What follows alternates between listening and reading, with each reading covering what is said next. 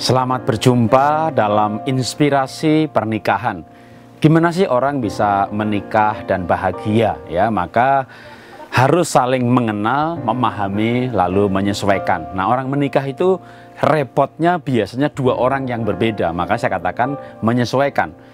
Misalnya kalau ya yang satu itu tipe easy going gitu ya, biasanya yang satu itu perfeksionis, yang satu itu murah hati, yang satu pelit. Nah, gimana sekarang kalau orang menikah itu yang satu tipe pemikir gitu ya, wah semuanya dia pikirin gitu ya, tipe cuek. Nah, yang satu lagi tipe perasa, semuanya dirasakan gitu ya, wah dia hatinya lembut, hatinya peka. Nah, ini kalau yang perasa ini merasa rasakan terus gitu ya, Anda cepat mati itu gitu ya, mati kecewa, mati kepahitan gitu. Jadi gimana saran saya? Nah, kalau dua-duanya perasa gimana gitu ya? Oh, jangan juga ya kalau orang menikah dua-duanya perasaan, dua-duanya peka, dua-duanya lembut, itu menurut saya berbahaya. Kenapa?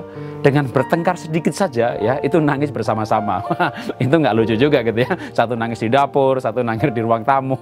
Itu dua-duanya cepat mati gitu ya. Makanya kadang-kadang Tuhan itu ajaib gitu ya. Orang menikah itu yang satu perasaan, satu nggak perasaan, itu ketemu, saling mencintai lalu menikah. Nah, maka saran saya begini. Bagi Anda yang perasa, maka Anda harus mulai mencari kesibukan dengan kebahagiaan yang lain. Misalnya orang yang perasa itu kan biasanya empati simpatinya kuat. Jadi Anda masuk dalam kegiatan sosial atau yayasan, panti asuhan, sehingga Anda punya kebahagiaan yang lain daripada kehidupan suami istri.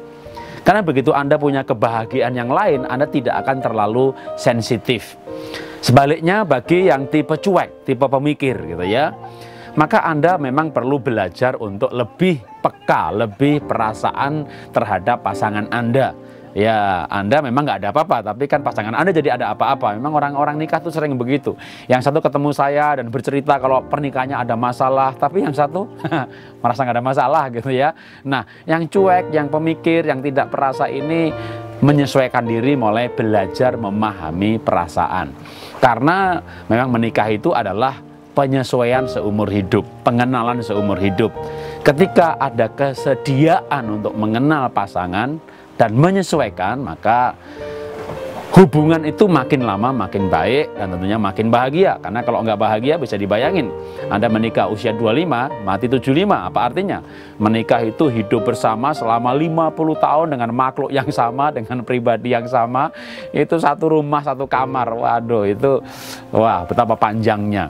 Nah, tetapi kebahagiaan kan nggak turun dari langit. Dibangun melalui pemahaman, pengenalan, dan penyesuaian. Itulah inspirasi dari saya. Salam bahagia, luar biasa.